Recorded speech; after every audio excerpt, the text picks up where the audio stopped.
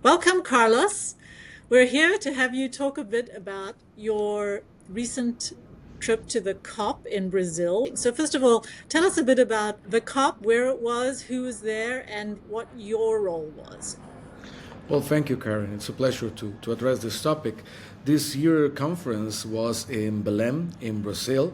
It was the Amazonia COP. It was the 30th COP. If I will address a key message is that we are a moment of transitioning connected to many things of the geopolitics of the world. We've seen conflict around the world, and that's affecting budgets of countries, of how much they can put into the fight against climate change. Also, this is a COP in which the United States has been absent as a participant.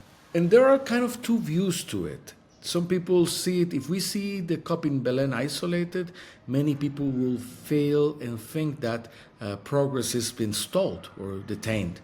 For other people, that they see how the process has evolved since the Paris Agreement 10 years ago, and they put it today, they see some advancement to it. So I think that one of the best ways to summarize this COP was also President Lula's statement, the president of Brazil, that said, we're in the right direction, but we are at the wrong pace. We need to go faster. And I believe that's what we are seeing. Things are changing, but not at the pace that we need them to change if we are to protect the planet and avoid surpassing the 1.5 degrees, which it seems we already have surpassed.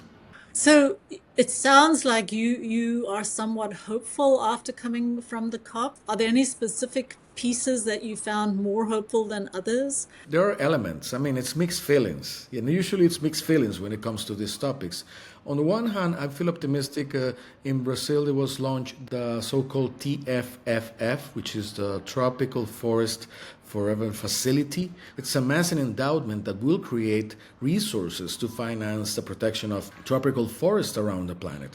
So it's a very innovative scheme. It's not based on grants or aid or loans, but it's creating a huge endowment. It's going to be investment, and the yield of that investment goes to the forest. Where maybe I don't see that much positive going on nowadays is more in the multilateral and the global sphere.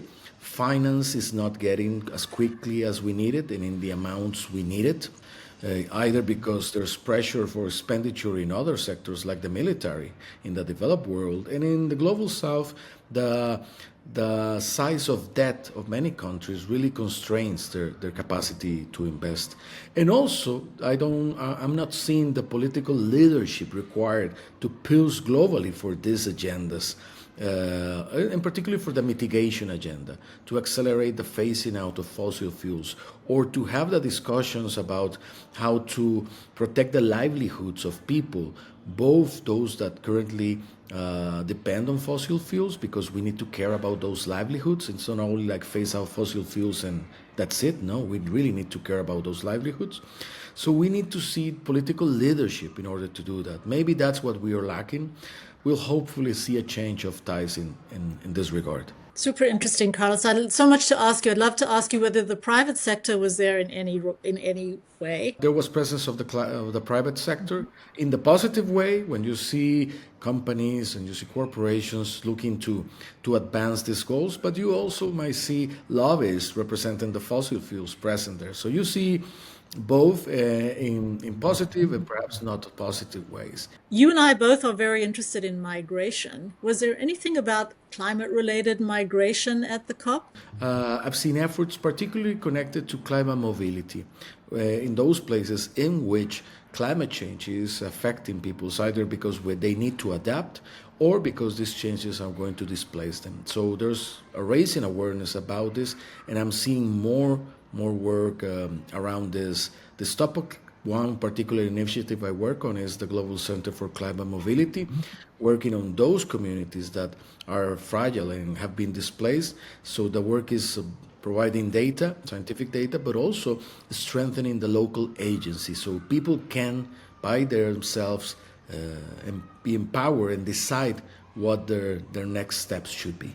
Super interesting, Carlos. Well, it's wonderful that we have you representing us there. Thank you, Karen.